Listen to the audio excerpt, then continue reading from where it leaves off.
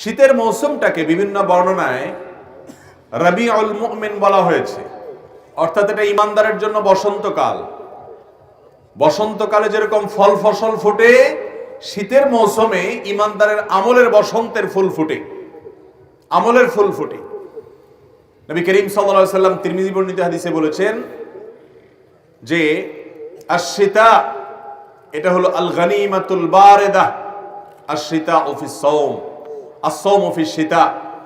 গনিমতে বারিদা বা শীতল, শীতল আপনার সুবর্ণ সুযোগ। শীতল সুবর্ণ সুযোগ মানে যে সুযোগটা যে কেউ নিতে পারে। এত সুন্দর এবং এত ভালো একটা সুবর্ণ সুযোগ হলো আপনার আশ-শীতা ও আস-সাওম ফিস শীতা, অর্থাৎ আপনার শীতের মৌসুমে রোজা রাখা। এই শীতের মৌসুমে রোজা রাখা এটাকে সুবর্ণ সুযোগ বলা হয়েছে। কেন?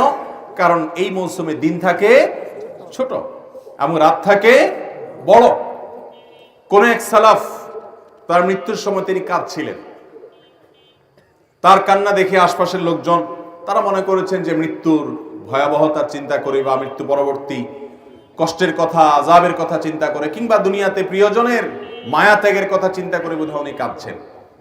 তিনি বললেন, না, আমি কাঁদছি মূলত সামনে শীতের মৌসুমে ইবাদত করার এক সুযোগ প্রতি বছর আমি গ্রহণ করে থাকি।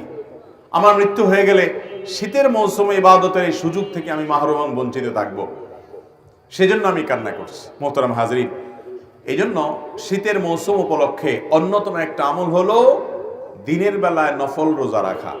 এই মজলিসে শত শত মানুষ আছেন, হাজারো মানুষ আছেন। আপনাদের মধ্যে এমন একজন মানুষই কি আছেন যে শীতকাল উপলক্ষে একটা নফল রোজা রাখছেন? যদি কেউ থেকে থাকেন একটু হাত তুলবেন। সোমবার বৃহস্পতিবার রোজার কথা বলি নেই, চান্দ্র মাসের 13, 14, 15 আইয়াম বীজের রোজার কথা বলি নেই।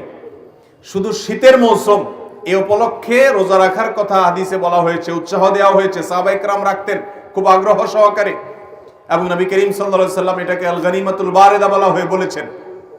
তো সেটার উপর আমল করে গোটা শীতের মৌসুমে, জীবনে কোনো এক মৌসুমে শুধু শীত যাচ্ছে, দিন ছোট, চাইলে রোজা রাখা যায়, সেই চিন্তা করে নফল রোজা রাখছেন এমন কেউ আছেন? একটা হাতও উঠে নেই। এই জন্য কথাটা আমি পারলাম যে আমলগুলো আমাদের সমাজ থেকে বিদায় হয়ে গেছে, এগুলোর আলোচনাও নাই, মানুষ অনেক সময় শুনেও নাই, জানেও নাই, এমন দেখা যায়। মোহতারাম হাজরিন, তাহলে শীতের মৌসুম উপলক্ষে অন্তত 1-2টা নফল রোজা হইলেও রাখার চেষ্টা করবো তো ইনশাআল্লাহ। আজকে জানলাম এইবারের মৌসুমেই আমি আমল করার চেষ্টা করব, কারণ আগামী মৌসুম পর্যন্ত আমি হায়াত পাবো কিনা, সুযোগ পাবো কিনা সেটা জানি না। অতএব এবার ইনশাআল্লাহ আমল করবো তো। আল্লাহ তাআলা আমাদেরকে আমলের তৌফিক দান।